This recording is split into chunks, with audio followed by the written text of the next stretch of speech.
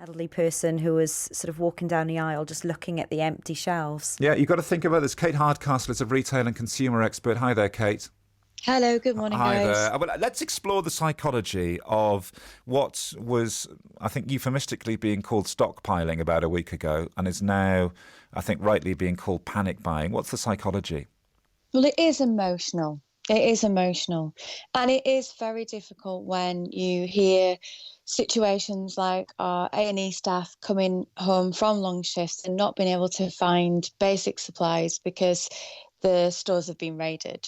So I want to give a voice of reassurance that anyone out there, the supermarkets and government have assured us there will be enough food to feed the nation. I've been talking about that plan for 3 weeks. I'll tell you all about how it works in terms of the information that we've been given. But the reason that we see people panic buying is because they are trying to get some control in a situation where they feel utterly helpless. They're scared and they're concerned, they're worried about their families, and it's some way they feel, and it isn't even a front of mind thought, of trying to pull back the situation and feel that they are in the best situation to deal with it. It's that idea of nesting, it's that idea of making sure your home's safe and you've got all the provisions you would need should the worst happen to you and someone gets ill or you have to self-isolate. And we've got to help reassure people. We can tell them stop doing something, but we've got to help reassure them. And I imagine a lot of that will come through conversation today, as well as probably more authoritative measures to stop it. How can the supermarkets then keep the shelves full and make sure that there's enough to go around? What's the plan, Kate? So it was a tiered plan. This is what all contingency planners will put in place in supermarkets and even major businesses. They don't know always what the disruption might be, but they know there could be a good chance of disruptions, and they have to work out how they can keep a business running for as long as possible if those disruptions are there. And we call it crisis management planning as well.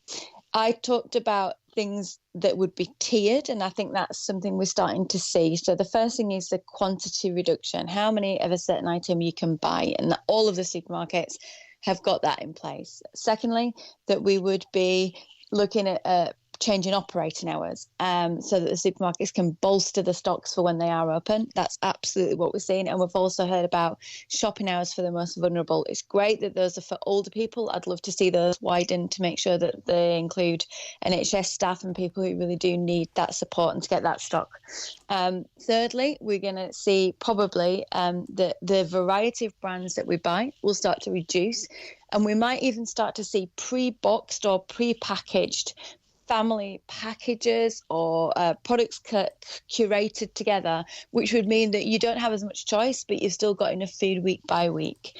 They are reacting day by day. They're doing a lot. I think there could be a lot more signposting to independent and local stores who do tend to have stock.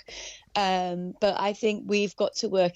We're in this together. That's utterly true. It's down to the government, the supermarkets, and us as consumers. Yeah, we were hearing from the Federation of Small Businesses, Kate, just 10 minutes ago, urging people to, shop locally, support the high street, and now more than ever. But what's the supply chain going to be like for the local butcher, the local greengrocer? Well, it is possibly going to start to see a limitation. Like all of you, it's something that I've been talking about for quite a while. And I think we've got to expect that that is the next stage. It's natural. We have so much choice. We've had 24/7 supermarkets. We've had tens of thousands of brands out there. We've had specialist stores in our local high streets that offer a lot of selection. If that selection was slightly reduced, but they could still operate, I think all of us would accept that that's just a measure that's a sensible one to focus on the real important things. So I think obviously, the toilet roll Armageddon that everyone's been talking about. Again, psychologically, is it because we feel that this virus is coming and we see it as something that is, we think about cleanliness when we think about illness. So is it something that we're trying to think about, the cleanliness side of it, which is why we've seen a rise in cleaning products and toilet rolls. But again, you only need what you need. Yeah. So we've got to be responsible consumers. I think that but when the panic sets in, it's contagious, isn't it? You see others doing it, and then you fear that because others are doing it, you will end up going short, and you get this cumulative spiral, don't you? Utterly, yes. Yeah. And the fact is that social media is part of that challenge. Yeah. And I've been out there, I know many others have been, pleading people to stop sharing the images empty shelves. The minute you see an empty shelf, even if you weren't particularly bothered or you'd reassured yourself in your mind saying, I don't need to do it, then your immediate thought is, well, what if we are left without? I've got to do something about this. We've been monitoring the online deliveries, and we've seen them go from a few days wait, where usually you'd be booking a delivery next day. It went to 3-4 days. It went to a week. Now, most of the sites have no availability, or it's at least 4 weeks. Yeah. So you've got to be planned with these things as well. You can't ignore it, but you just need to get your stock for your cupboard, not to stockpile it. And price control, Kate. We've seen these sharks charging. What did I see one yesterday? 10 quid for 4 rolls of loo roll.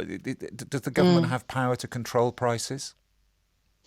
I think what we'll probably start to hear about today is how we have more managed access into the stores. Maybe we might start to see a request or a limit or some almost person on the door at some of the supermarkets to make sure that people are safe and well, because I've heard a lot of friction, a lot of upset from customers to staff, which is what we don't need at these times. Will you always have profiteering in situations like this?